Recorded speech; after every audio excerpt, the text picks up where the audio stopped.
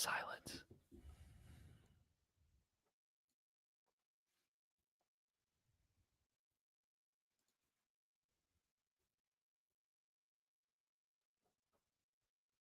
The Kansas City Chiefs remain the only unbeaten team in the National Football League.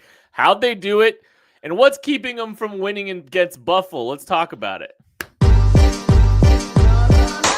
Thanks for listening to KC Sports Network, proudly presented by Emprise Bank. If you're thinking about starting a business or know someone who is, check out Emprise Bank's SBA loans. It's always good to know your options, and they can be your partner in possible. Welcome into a live edition of the KC Laboratory presented by Emprise Bank, our tremendous partners in Possible, member FDIC. So appreciative of them. They are the absolute best. If you're looking for an SBA loan, go check them out. They are incredible to work with. I am here with the incredible to work with Matthew Lane. Oh, wow. Hi, Matt. Hi, that was a very nice introduction from you. I wasn't quite ready for that. Yeah, you know what else? The Chiefs are also the only current back-to-back world champions right now. I think it's about time to bring that back. They are the only ones that are currently can claim to be back-to-back world champions in the year 2024. So I think that's pretty cool. As everybody goes on and on and on about the lowest point differential of an undefeated team this far into a season. And hey, guess what? If we changed all the scores to reverse, they would be losing games. Like, oh, cool. If you change the score, they might not be winning. That's awesome to find out. Wasn't unaware of that. Thank you, 33rd team, for that enlightening stat. I have enjoyed this season so much because this team is it's not pretty at all, and they just don't even care. They're unfazed. They're not worried. They're not stressed. They know it's in the bag. They know what they have in the bag when they need it. They know what they're capable of doing. They flex the ceiling from time to time, and they know they're going to go out there and play their best football when it matters the most. And they just keep winning football games. These one-score games are not 50-50 games. I'm sorry. The Chiefs know what they're doing. They know how to do it, and they keep doing it. This last week against the Denver Broncos was like the first time you felt like, yeah, this one score stuff maybe not going in their favor once in the first 9 games. And here we go. The Chiefs still find a way to pull this one out. So yeah. Oh, no, I was just going to say, like, yeah, I kind of felt like maybe they don't pull it, especially on the final drive. It kind of felt like they weren't going to pull it out. But I really think if you go back to it and look like at what happened, right? Like, I don't even know. I think we said on the postgame show, and this has been a lot of people's thoughts, like, oh, the Broncos outplayed the Chiefs. They were a better team. Like, I don't know. Going back and rewatching it, I don't know if I believe that at all. I just think there was a couple plays in the second half that the Chiefs, specifically Patrick Mahomes, had left on the field. And I'm not saying they weren't high-level difficulty plays. I'm not saying that they weren't misses, but like there were just a couple plays that seemed borderline unforced that were left on the field, and that's why they were even in that position.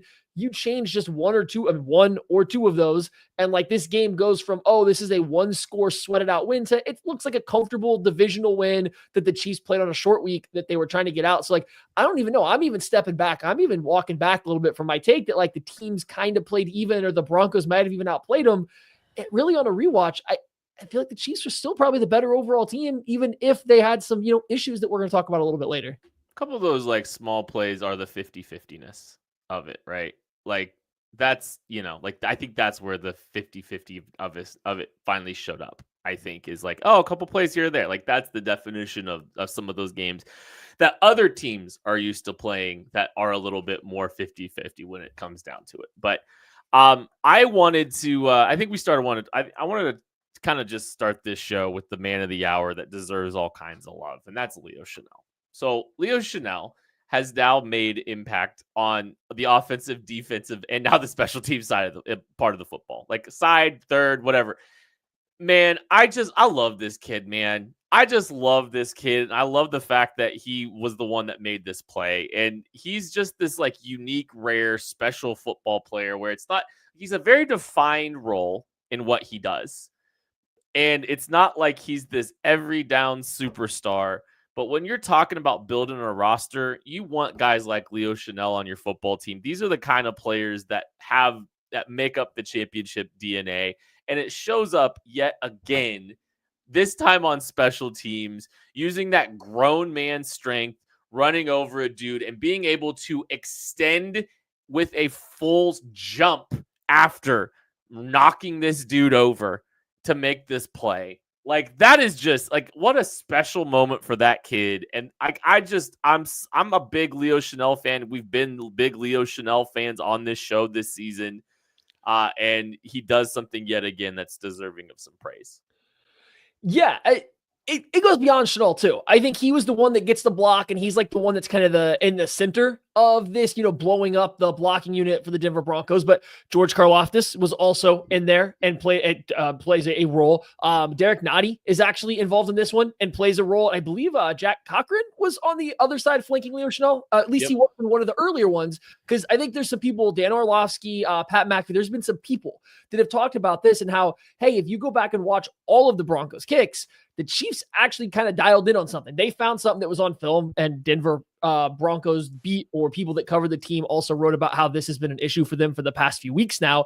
That has been an issue for this team for a while now, a few games, multiple kick opportunities. That exact spot in their protection unit has been getting blown up, has been this Alex Forsyth, I believe is the particular player, is knocked back. And you saw the Chiefs getting ever closer and closer to actually blocking the play each time they had to go back out there and kick it, until finally on the game winner, they completely blow him up. Derek Nottie this time, he essentially does a trap move that offensive linemen do to defensive linemen. He essentially trap pulls the next guy over, who would be essentially your left guard, to the ground, and it kind of pulls his hips out of the way, which gives both guys a little bit clearer runway and allows Chenal to get through there. It helps that the kicker does look like he overstrode a little bit and kind of kicked a line drive instead of chipping it up and over. But like, this was a planned thing. And you hear the Chiefs talk about it. They saw something on film that said, hey, we think we can do this. They don't show it the first kick. They try it the second, third, and then they finally get it. So this was planned. This was something they worked on leading up to the game, and this was something they were trying throughout the game, and we're getting closer and closer. So yes, round of applause for Chenal. We all gave him our toast game, but I think this goes in. This right here is why that this isn't luck. You can't go write an article about how, hey, if the Chiefs don't block this kick, they lose, because they blocked this kick based on planning and attacking a weakness that they saw. And just because special teams is kind of like the forgotten stepchild of, the sides of the ball in football, and because you don't think that you're going to ever block it, you don't expect to block a kick, doesn't mean it gets discounted as just luck. This was a play that they went and made on purpose, that they planned and practiced and thought about. That's just winning culture at this point. Yeah. You see, like, with the extra points, they're not lining up with it, over that guard. And then when with the field goal opportunities present themselves, now they're starting to attack that a little bit. But again, and then they weaponize a special athlete. People forget Leo Chenal is one of the best athletes at the linebacker position ever, coming out by relative athletic score.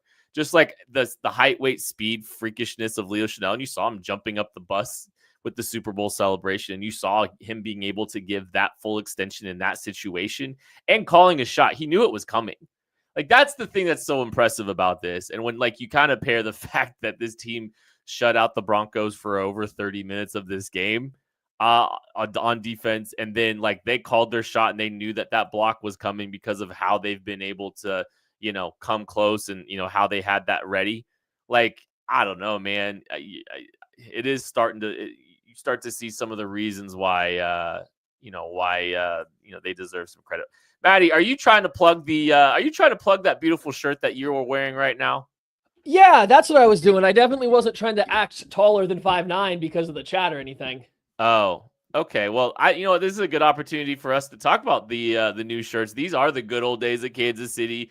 Watching this team go from 8-0 to 9-0 against the Denver Broncos, which cannot be taken for granted. It is still delicious. Watching the Broncos tears all week and all day today has been absolutely delicious. And I'm telling you what right now, folks, these are the good old days. You're going to look back on these. Remember, these are the good old days. And we are doing something special here.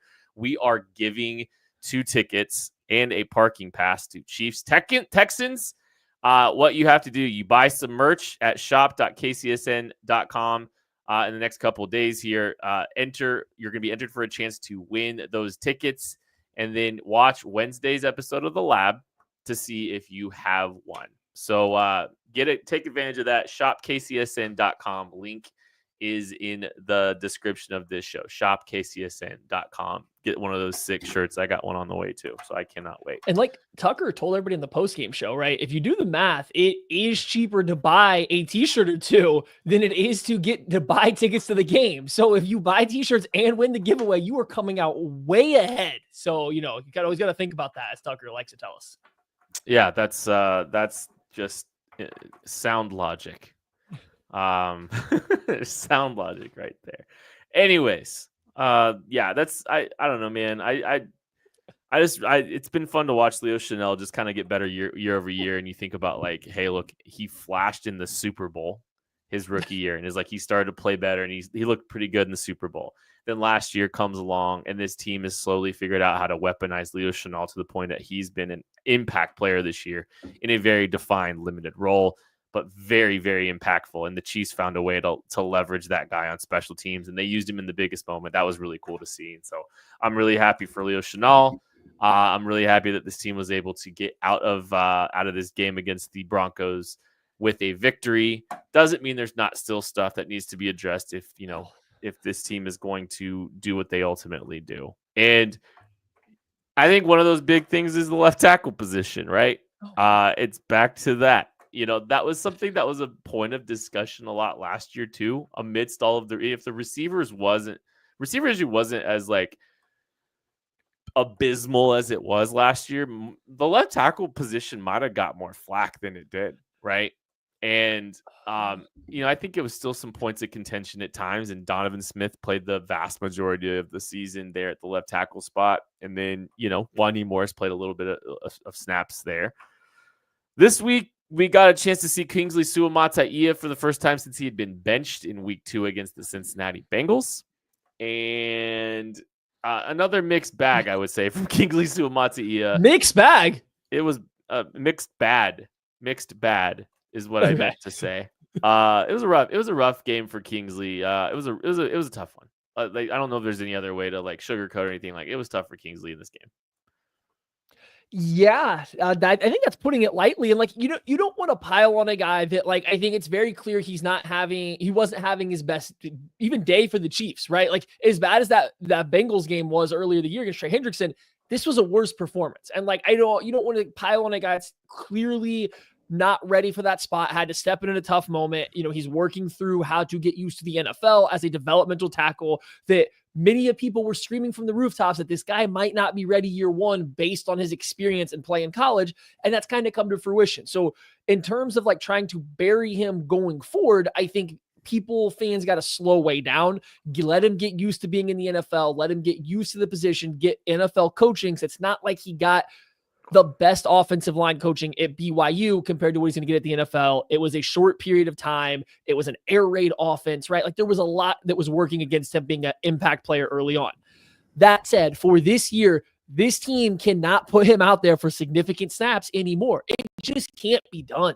And I don't want to speak in like finalities, but you can just watch the plays that Wanya Morris is actually out there. Then Kingsley comes in, and then Morris comes back in on one leg, essentially. You can just see mentally I feel okay with this play from Patrick Mahomes almost immediately when that happens. You can just see it when the way he plays, how rushed he was when Kingsley was out there. Not only is he getting hit often, right? But like, you can just see his mental clock is going real fast when Kingsley's out there. He but he doesn't feel like he can give it any time whatsoever. And so just from the aspect of, I don't think this offense is going to function at a way that they want it to if he has to play. So if Wanya Morris is injured long-term, they got to figure out some kind of move. It sounds like, according to Andy Reid, that Wanya Morris is expected to be ready for the Bills game. It does not seem like the injury is serious in terms of him missing a lot of time. So we got to monitor it, obviously. But I mean, I don't know if you saw something different, Camp, but like, I just don't think this offense will function. I don't think the players, specifically the quarterback, feel comfortable when it's not Morris back there right now. I think that's the most important piece of this is comfort and confidence. And I'm not ready to put some kind of nail in the coffin of Kingsley Suamataia at all. This is a young kid.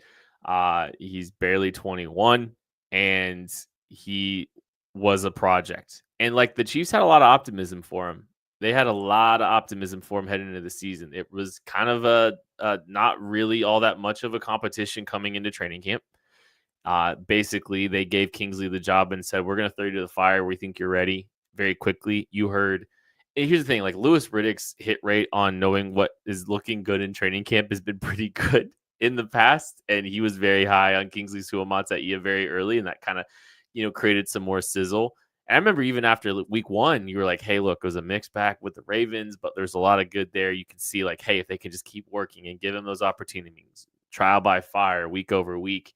And then that ended very quickly with the Bengals game because Patrick Mahomes was just not feeling confident. It didn't feel like, and didn't seem like it for, the times that Kingsley was in both during that game and then this game again. And the most important thing that matters is that Patrick Mahomes trusts what's going on back there. And like Wanya Morris is not like playing great football either by any stretch of the word, but he's been playing capably. He's been playing capable football. He's done some good stuff in the last couple of weeks. He's been looking better and better and better as the season gone on. And Mahomes clearly feels comfortable with him. I don't want to say trusts, but he clearly feels comfortable. Mahomes has looked night and day better working from the pocket, giving the pocket a chance, trying to hang in there than he did earlier in the season. And a lot of that, I think, is attributed to what Wanya has done back there and played capably. And that's what's mattered. That's been the biggest factor in all of that. And so if you lose that, I think things get a little bit more uncomfortable for this team. And so, that's why we talked about, hey, look, Wanya's been up and down, and like there was talks about, like, why would you I think we talked with Jeff about this on the post-game show one week. It was like, do they go back to Kingsley? And I was like, I don't know about that. If Patrick Mahomes is comfortable, like keep it going. If Mahomes is comfortable with this, you just keep riding that wave. And it did not look good when Kingsley was in there. I do want to say this because I just want to say this real quick, and you can jump right in after this. I'll say, I'll save it. I'll save this for I want to hear your thoughts real quick, and then I'll save it. But because I do have some other thoughts, but I want you to go. Yeah, I mean, not right this second, but later. We're gonna have to go off script because we got some more offensive stuff to talk about. Some of the rundown. This is a weird game to put into a rundown because it's a lot of little thoughts about different stuff. But you were mentioned we settled on when it looked like Wanya Morris was starting to struggle a little bit. It was kind of like, hey, this happened last year actually when he stepped in for Donovan Smith. As teams got more reps of him, they started to figure out ways to attack him, and he struggled a little bit more. And we were wondering if we were getting to that point with him this year, but we fell back onto, even if that's the case, Mahomes clearly is comfortable enough to try staying in the pocket. He believes that Morris is going to protect him enough to run the offense. The Chiefs, while they're chipping a little bit more than they probably would like, while they are helping Wanya Morris, they aren't breaking their entire scheme to do so. It's coming mostly within the flow. Maybe they're delaying a route here or there to get out because of it, but the comfort level of both Mahomes and just the structure of the offense were still intact, even if Morris' play was a little up and down. I didn't want to disrupt that by going back to Kingsley, even if he was struggling. That said, you do wonder in the back of your mind, hey, if that's the way everyone else is going to play and you can start getting the development out of this guy that could be better in the future, maybe you do it. Well, this game comes around, and I mean, you got every answer you needed. Not only did that continuity and that comfort level of the offense and the quarterback completely go away, the play was just downright atrocious. It was just bad.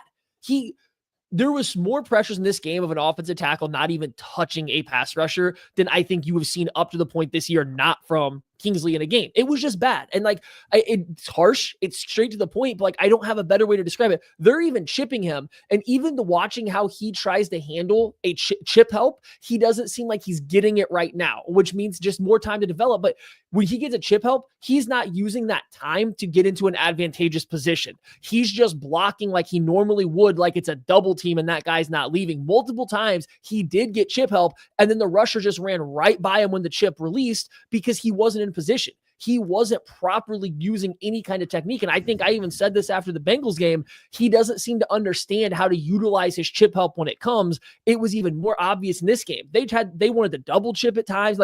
He's not using his space or his timing effectively at all right now. And I don't even know if there's help they can do other than leaving a tight end or running back fully in to protect. Chip's not going to do it because he doesn't block well off of Chip. So if Morris can't play, you got to find some help. I think what we saw can completely we can put to rest any concept of benching Wanya Morris going forward, because that's just not functional what we saw. Yeah, and if you're looking at by the way, I know some people saying like you don't draft a second rounder as a project. Yeah, you do. That happens all. Their first rounders are project. The last two first rounders are projects. Yeah, like that's pretty normal, especially if you're picking where the Chiefs are picking in the first and second round too. Anyways, I don't know how much contact Kingsley Suamataia has had and how many chances he's actually had to work with chips too. Like in the last 7-8 weeks, like he's probably not had a chance to 5-6 years. You think BYU was chipping a lot in the raid? I just mean what I'm saying is like just practice time. Like if they're practicing since he got benched, how much of it's been contact? None of it. Very limited of it. So like how many reps has he really had to kind of, work with, understanding how a chip or how chip help will, afford him the opportunity to adjust his body and all that, right? Like you don't have a great ability to do that. And like, that's why I think I asked Jeff on the show, I was like, how much, like, what can you do to get better from a physical perspective? Because a lot of it is technical stuff with Kingsley, right? It's body positioning, it's hand placement, or getting off the snap on time would be helpful. And I mean, that doesn't require contact, but I don't know. I felt like a little bit uphill for him to be able to, really make big strides without that contact, which is kind of like early in the season, like hoping like, hey, let him learn through these mistakes with game experience. Like that could be really good for him. And they weren't able to do it because they weren't functioning. And it was back to that. So, there's been a lot of talk about Donovan Smith. And so wanted to leave a couple of comments, and then it just kind of reminded me of some stuff with just Andy Reid and all that. So they were asked about, Andy Reid was asked about the idea of maybe, bringing Donovan Smith in. Andy Reid says, listen, that's Veach's area. Not surprising you say that. He looks at everything. So I'm not going to say no, but what we do as coaches, and we overemphasize this, we're going to focus in on these kids that are here, and they're getting better. I know it's hard to see at times, but there's progress being made, and we're going to be okay as we go forward. I know on the outside looking in that it's hard for us to believe some of that, right? But there is a process to these kids developing. There are things being done to help these kids improve and get better. This team, I don't believe, is out on Kingsley Suamataia. I don't believe Andy Reid is out on Kingsley Suamataia, and I think that he probably has more belief in him than we do on the outside looking in. And so I don't think that this is but I don't know if the outlook necessarily means it's, hey, this is 2024 for him, right? Like, I just don't know if that's going to be the case. But I don't know. We've seen this team let players play through some stuff, develop, work through, get better, and actually get better. Like, we've seen this a lot with this organization. And so I don't think you should dismiss Kingsley yet, but he definitely does have a lot of work to go. But I genuinely believe Andy Reid wants this kid and believes this kid can be a capable left tackle. And I think they saw some things earlier in the year that told them that they were going to just throw him to the fire and let him be the left tackle for the best player on the planet. So hopefully Kingsley can kind of continue to find his footing. I don't think 2024 is the right time to do it. But yeah, it's got it done. You got to put it to bed now. Yep.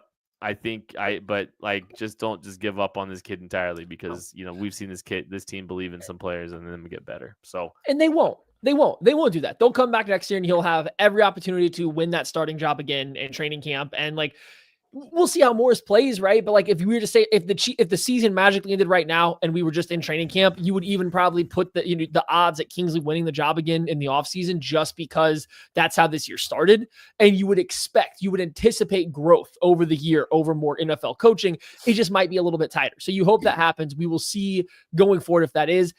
Morris' health got to hold up. They need his health to hold up. I'm going to hit you with an abrupt turn now, though, because we don't have anywhere else to put it on there. And this is something I did kind of want to mention. You want to talk about more offense?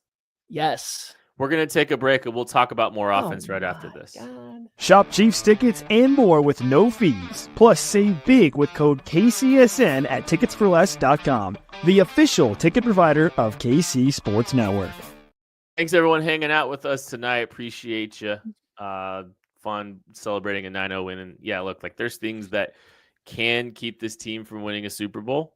And that's what we like to talk about sometimes. We like to talk about the good. We like to talk about the things that could be an obstacle. And I do remember last year we talked about Donovan Smith being a potential obstacle, and you barely noticed him as a problem, I think in that Super Bowl. So I think this team will figure out what they need to figure out when they need to figure it out. And hopefully Wanya Morris is staying because he does, or is able to play because he looks a lot better. What more on offense do you have, Matthew? Oh yeah, we're hitting a hard left here. Kind of. You mentioned it. We kind of sometimes like to talk about stuff that's going to stop the Chiefs from winning the Super Bowl. And I want to go out first and say I don't think anything from this Bucs game and the Broncos game is going to translate to the playoffs. I don't think either one of those teams came at the Chiefs with a game plan that is super replicable for every team they face, or is it going to have enough sustained success? Nor do I think the Chiefs came out to both of these games trying to unload the clip and say we are winning this game as impressively as we can, or whatever. Like I think they were trying to scoop by both of these games. That said, over the past 3 weeks, the Chiefs' run game is kind of taking a little bit of a nosedive here. Mm-hmm. I was looking at this game in particular, but it's been trending downward. There was it was really bad 3 games ago against the Bucs. The success rate was a little bit better, but still below their season average. And then this game, it tanked again entirely. Their success rate on runs was half of what their season average is. The amount of runs that were considered stuffed, so essentially for no gain or 1 yard, no gain, or negative yards, was double what it is their season average. What do you think's going on with the run game all of a sudden? Why all of a sudden is this run game that has been essentially the lifeblood of this offense has been keeping them going? It's been keeping them ahead of the sticks. It's been allowing them to be in 3rd and 4 or 5 instead of 3rd and 7 or 8. And it's probably no coincidence that they had their worst 3rd down conversion game in a while all of a sudden when the run game completely fell off. So what's going on? Why is the run game failing? And is there a reason to think it's going to get back on track soon? Okay, so a couple of things here. I think the Denver Broncos had a good game plan. They introduced some run blitzes, and they were doing that a little bit more aggressively, it seemed like, than some other teams that were willing to do that. And that really disrupted the player that I think is showing some wear and some tear and looks slower and slower as the season goes on. That's Kareem Hunt. And I appreciate Kareem Hunt for doing what he is doing. He is taking on a tremendous workload, an unprecedented workload, I think, from the Kansas City Chiefs here. Honestly, I mean, if you're looking at I think Isaiah Pacheco, he's out carried Isaiah Pacheco's career high multiple times already this season. And so they are unapologetically running Kareem Hunt into the ground this year. If that's what it looks like. It looks like they are just they picked him up off, in free agency when he was out there available. And they said, let's just wear this kid out. We don't have anybody else that we trust. We're going to run this guy as much as we can until we get Isaiah Pacheco back. And I think you've seen the wear and tear on Kareem slow him down. And some of the plays that were blocked last week, he tried to bend a zone play. Do you know which one I'm talking about? There was more than one, but yes, I do.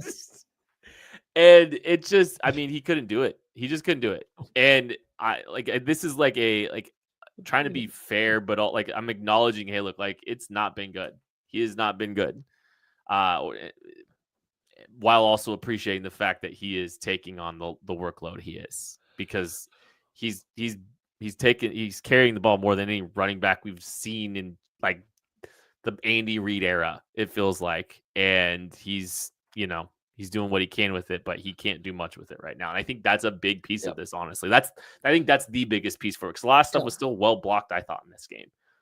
So I dug through a couple things. I dug through some of the stats here and how this worked. And so I mentioned, the half success rate, the double the stuff rate. Those are big. The Chiefs also ran about 10% of their runs ended up going outside more than versus up the Yeah. middle than what they have on their season average. And I think part of it is because you're right. Denver was run blitzing. They were trying to wad up the middle, force the Chiefs to go outside. If you run blitz, it can be difficult to run power a lot. And that's what the Chiefs did against the Bucs. They ran power more than any other team had done in a single game this year.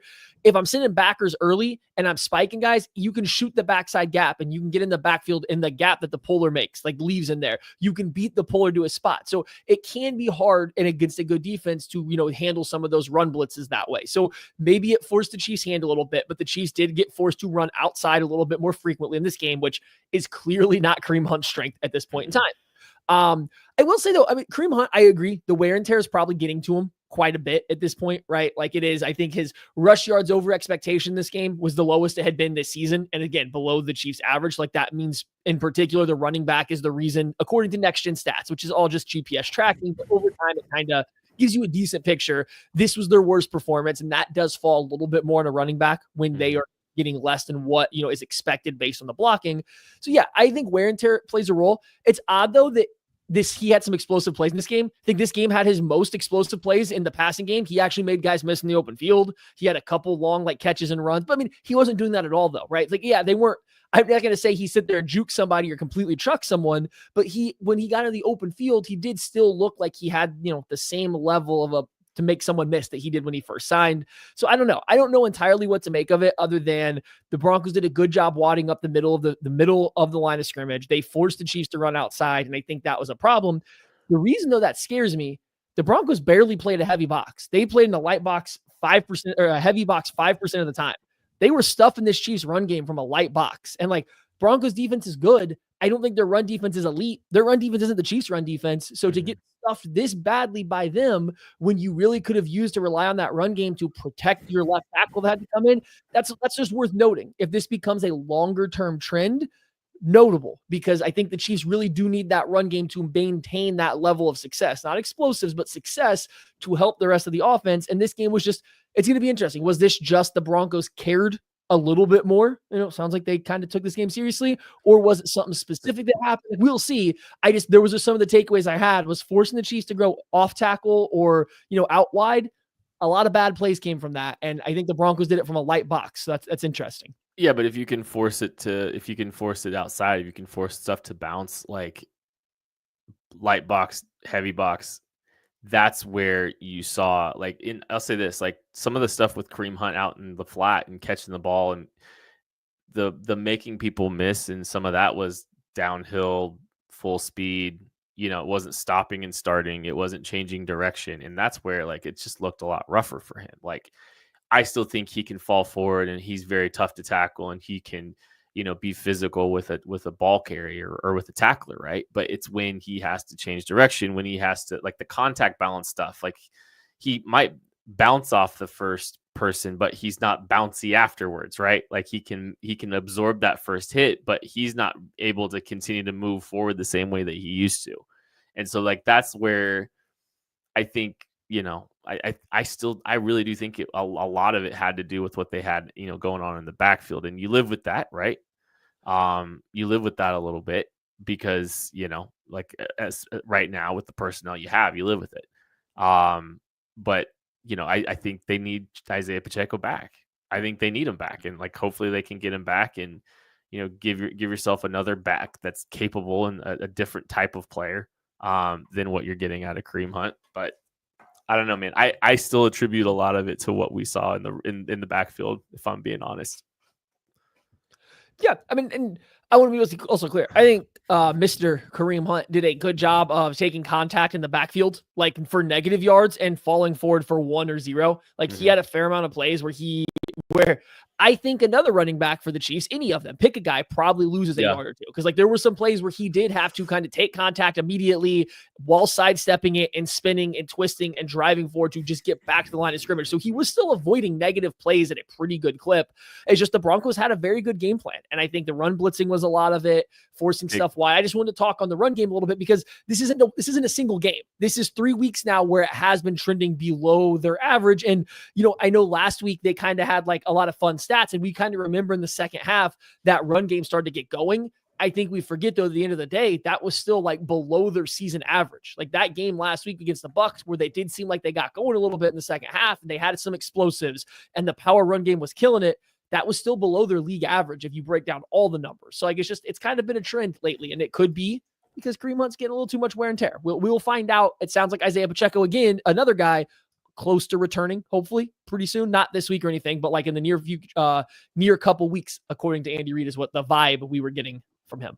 Yeah, hopefully they can get him involved relatively quick here. Let's talk about the corners. So we're another week removed from the trade, or a week removed from the trade deadline now. The Chiefs elected not to add anybody to the cornerback room. And so you're kind of rolling with what you got. Hopefully you can get a Jalen Watson back at some point. You got to see the Nazeeh Johnson experience. You kind of got to see what this team has right now, and hopefully they can get Watson back at some point here. But Maddie, what's your thoughts on what we saw at the cornerback room? Another big piece of this. Yeah. Not great. And I don't think the stats are going to play it out. This was Nazeeh Johnson's first like full game as they started getting starting cornerback reps, right? Correct? I don't think that had happened before. It wasn't like a disaster, but I do think the first thing I noticed was the Chiefs were playing with a little bit more 2 high safeties. They were playing a little bit more to protect Nazeeh Johnson, especially from having to run across the field and give him a little help over the top. But I noticed as the game went along, Nazeeh Johnson gets off balance quite a bit when in coverage. And I think that ends up, Tucker had pointed this out initially to us during the game or just after the game, that he felt Nazeeh Johnson was on the ground a lot. And when I watched back, he really was. But even more so, there's a lot of routes that cross the middle of the field where Nazeeh Johnson's just not close. There's an outbreaking route at one point in time that he's just not close because he's so off balance when the receiver gets into their break that he has no chance to stick with him through it.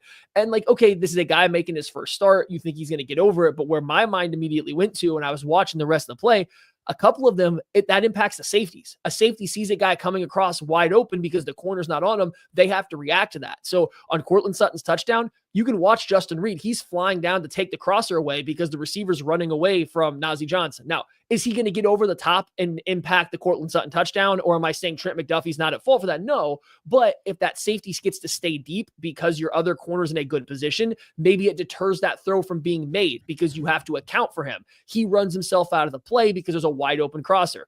The third down to get the Broncos into field goal range on that final drive, like the late crosser, once again to Courtland Sutton against Trent McDuffie. Not excusing Trent McDuffie, but you watch Nazeeh Johnson on the other side, or coming on the other side of the field on the crosser. Brian Cook has to stay deep because Nazeeh Johnson is once again getting beat on this vertical route. So I do think there's a little bit of an impact that these safeties are having to react to Nazeeh Johnson struggling to stay with his guy pretty frequently on these routes, crossing the field in particular. And I just wonder what the Chiefs' answer is going to be for that against a more potent passing attack with more than one wide receiver. Yeah, it depends on who plays for the depends on who plays for the Bills this week. I mean, that's more of a conversation for Matter Days with Maddie Lane and Matt Hamilton on Wednesday. But if I'm looking at the cornerback stats for Nazeeh Johnson, so his percentage of snaps over the first 7 weeks of the season, 0, missed week 1. 34%, 43%, 30%, 38%, 33%, 31%, inactive in week 8, and then he played 90% of the snaps against the Denver Broncos this week. So this was, like you said, his first throw him to the fire, first big opportunity kind of in this game. So he got completely thrown into the fire here. It wasn't great. It wasn't to the caliber that we've seen of a Jalen Watson. And it's definitely something when I'm putting stuff, in the back of my head, this is definitely a good challenge for them, the 9-0 Kansas City Chiefs against the Buffalo Bills, to find out, how big of a problem this cornerback issue could potentially be, right? Like you said, I think that's a great piece of this is this is a measuring stick for them to kind of try to figure some things out. Now, hey, look, nice little sack here in this game.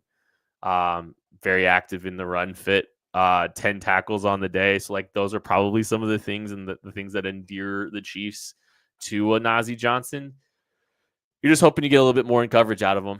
And yeah, there was some opportunities there missed, and it did look a little bit rough at times, but you're kind of hoping that some of the good outweigh the bad, and hopefully more reps and more time just kind of in the passing game will give him some of those opportunities. And again, this is a good challenge for him potentially coming up against the Buffalo Bills, depending on, I mean, Keon Coleman's already out. Mari Cooper might be out. Dalton Kincaid. I mean, I know Nazee's not lining up with Dalton Kincaid very often, but he might be out. Like, we'll see. But yeah, there's some challenges coming still. Right. And like, yeah, and I want to be like, there's a chance he's obviously going to get way better with more time. He hasn't played a ton of NFL football, so maybe he just gets better and better as the year goes on. I do think it's notable though, what I saw here, it feels like the Joshua Williams button has to at least be considered. And I think I've been very clear about, I don't think Joshua Williams has been high up on the cornerback depth chart because I don't think he always knows the coverages they want to play. I think there is a fair amount of coverage bust when he's out there with him and safeties and stuff like that. And then I also think there's some other like technical stuff, but I think that's the big thing is knowing all the checks and stuff like that. And I think that's why he's found himself down the list. But if Nazeeh Johnson's play that we saw against the Broncos doesn't improve over the next couple of weeks, I think you do have to consider that Joshua Williams button, because like I said, there was a handful of plays where you could actively see safeties kind of like, oh, I have to go help this guy because he's open. Like, this is an easy throw in the NFL. I have to go help him. And when you're playing certain coverages, that leaves everybody else entirely isolated one-on-one. And if a corner's playing a certain leverage or a certain way expecting help, and you all of a sudden have to leave it to help a more open guy, that can set people up. I'm not excusing Trent McDuffie. I don't think he played his best game at all in this game whatsoever. But on both of those like high leverage plays that I think everyone's going to reference, there is a chance that a safety, if Nazeeh Johnson is not getting beat as badly as he does, can at least deter the throw or impact the play just by their presence not being ran off their spot based on what else is happening. So I just think it's notable. I think it's notable too that since Jalen Watson has gone out, all of a sudden the linebackers are being exposed a little bit more. And I wonder how much of that is safeties having to protect any corner, not just Nazeeh Johnson, Joshua Williams, because he's been playing, Christian Roland Wallace, Chamari Connor, who had a great game. But when the Chiefs are in a more coverage out of the slot type of script, all those guys need more help from Cook and from Justin Reid. So I do wonder how much of this cornerback changeover is impacting these safeties having to rotate down from this pure match coverage quarter stuff where you can keep two safeties deep, but then they're rolling down when they need to, and they're doing all this change. How much now is them having to stay both deep? And that's giving you less guys underneath to help these linebackers who are getting caught in no man's land a little too often, who are struggling to pass off certain routes because I don't think that's the way the Chiefs want to run their defense, is leaving the second level without a safety being able to buzz down there and assist them and provide help. So it's notable as the Chiefs go up and play, I think, a couple more potent passing attacks here in the next couple of weeks. We will see how these perform, but more so than the direct Nazeeh Johnson play, it's how's that impacting everybody else? Because I think that's where you're really going to see it start to show up. And it's a credit to Jalen Watson and what he had been doing to this point in this season. Fantastic year. He's having a tremendous year. So like a huge credit to him and what he's been able to do. And look, this team, Dave Merritt seems to love Nazeeh Johnson because, I mean, and like you hear Justin Reid talk a year ago, like, hey, this guy was going to play meaningful snaps for us last year. Like, this team loves Nazeeh Johnson. And they have, and they've given him opportunities, and basically from jump were kind of surpassing Joshua Williams essentially on the depth chart from like game one. So I'm fascinated to see what this looks like. The benefit of this is the Chiefs have time to figure some things out at the cornerback position. They're 9-0.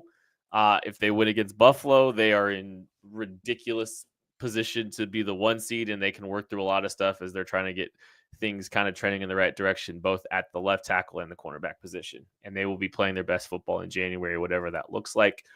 Remains to be seen. But yeah, I don't know. I'm fascinated to see the Nazeeh Johnson experience this week. I think he'll be my player to watch, presented by Tickets for Less. Promo code KCSN gets you the best available discount available on tickets at ticketsforless.com. So if you're looking for Chiefs tickets, use that promo code KCSN. That's my player to watch because I'm not going to be here on Wednesday. Okay, so getting some news on Juju Smith-Schuster, some questions about Juju, Amenahu, Pacheco today. Andy Reid says, I think they're all close. I would probably tell you Juju is closer than the other two. They're very close, all three of them. Kind of sounds like the first domino to fall with some of these players coming back to help the Kansas City Chiefs in their pursuit of the three-peat. The first domino is going to be Juju Smith-Schuster, it sounds like. And maybe even this week, he's been dealing with a hamstring injury. So been working through some stuff. And like Juju, there's been a lot of injuries for Juju over the course of his career. And, I think it's fair for the Chiefs to kind of, play things out, take things slow with him. He could be needed significantly as the season's gone on because of some of the injuries that this team's incurred. Look good against the New Orleans Saints. How big of an impact would Juju being back be for this team, you think, Matthew? It's so hard to tell. Is the Juju Smith-Schuster that we saw against the Saints, where he's finding all these voids in the zones and like generally looking pretty good and providing some yak, is that something that is, something he can do week in and week out? Or was that a one-off game where the Saints defense clearly didn't have a very good idea of how to stop the Chiefs at all? And it was just leaving a lot of low-hanging fruit for this offense. I mean, like if you were to say one thing that this offense is going to do well right now, it's run the ball for 3 yards per carry, and it's throw short to intermediate over the middle of the field versus zone coverage. And that's what the Saints gave up. And that was Juju's best game, and it was a fantastic game. I just don't know how many other teams are going to give that up, right? So we'll have to see. I do think the good thing about Juju Smith-Schuster is a couple. Pat's trust, we talked about it once. It's there. 2, generally speaking, he has good hands. He catches passes through contact, maybe not like contested catches, but he catches the ball well in tight areas. He's not afraid to take hits. He's not afraid to catch the ball in between a bunch of closing zone defenders. And then he has a great zone feel, whether it's over the middle of the field or a little bit wider out by the numbers. He does a good job adjusting his routes and settling into these areas. So you look at plays with Xavier Worthy, McCole Hardman, Justin Watson, even Noah Gray, who's been good this year, like putting Juju Smith-Schuster in their roles when you're getting especially zone coverage, that I think you got more trust there. And I think you have a player that is better at finding the soft spots in those situations. So yeah, I do think he gives them another option to help. Would it have helped versus the Broncos?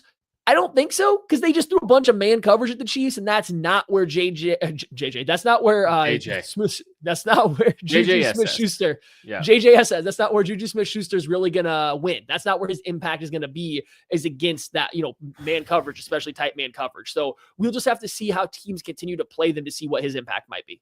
I will say though about Juju, when he's getting man, he is one of, if you were talking about like an elite picker, Juju Smith-Schuster is an elite picker. Watson's pretty good too. But Juju does a tremendous job of like helping spring guys open without garnering an OPI. So like there's a skill set for them. I think you nailed the thing that I think is potentially super valuable for this team is you could be looking at times at a field where you've got a lot of guys on the field that Patrick Mahomes trusts immensely. And so you've seen him build that chemistry with Juju. You've seen him build that chemistry with Kelsey, and both has paid dividends, obviously, with Kelsey, obviously. But I mean, even with Juju, it paid dividends against the Saints. And now you've got the budding chemistry developing between DeAndre Hopkins and Patrick Mahomes too. That's 3 skill players on the field now that really have earned the trust of Patrick Mahomes. You could speak to a Pacheco or a Hunt at times too. So like, I don't know if you're going to play, like you're right, against man, he's probably not going to be as big of a factor unless he's helping create separation for people. But man, that's a really strong group of players that Patrick Mahomes can trust, as far as just like that confidence and trust he's going to be rolling into some of these games with some of these players. Like that can pay dividends. And against the Bills, I think they'll probably play a lot of zone, would be my guess still. We'll see what happens. If they don't, they don't have Patrick Surtain who can completely shut down DeAndre Hopkins. Now, Hopkins, again, at this point in his career, isn't like this man coverage dominator, but he gives you an option to win on any given play, as we have seen. And even he got loose a couple times versus Denver too. So they have an option. Plus Travis Kelce's still an option, right? So they do have a couple guys. And if you don't have someone that can completely shut down Hopkins, then yeah, that does give you pause playing man. And if you don't have, a left tackle that's giving up 7 pressures on like 20 pass pro reps, that also means that Mahomes has more time to scramble. So playing man to man against the Chiefs does have drawbacks. It's just when a 4-man pass rush is getting home and you have someone that can shut down Hopkins, that leaves everybody else to win. And the Chiefs did not have great answers for that this game. And I don't know if Juju Smith-Schuster changes that exact scenario, but there's a whole lot of other scenarios that he probably does help with. Yep. By the way, Chiefs have some good man beaters. We just didn't see a ton of them this week. Sometimes. Hey, Sometimes. a question for you. Like, and Andy Reid didn't talk about Clyde Edwards-Helaire. Like, do you think Clyde's coming back this year? Do you have a feel? Do you have a feel on that? Ooh, that's a tricky one. That I don't know, because Pacheco's going to be on his way back soon. And if Pacheco comes back, do we really think both are coming back? I don't know. I've just been thinking about that recently because like I saw that interview with Clyde, and if you haven't seen that interview with Clyde, I can't remember the name of the podcast, but Clyde talked about like just some of the stuff he's been going through the last year, and like it is powerful stuff. Go give it a listen if you haven't. But I mean, he seemed motivated to play, and that was of interest to me. And you know, he can be an asset to this team too. So they might need more backs down the stretch. Maybe run. Oh yeah, do you just run Clyde, or not Clyde, but Hunt into the ground until he can't play anymore, and then just bring Clyde in? It's literally run until Mr. Kareem Hunt's legs fall off, and then you replace that with Pacheco, and then if you need somebody else and you go back to Clyde, just like completely use and replace these running backs as you can.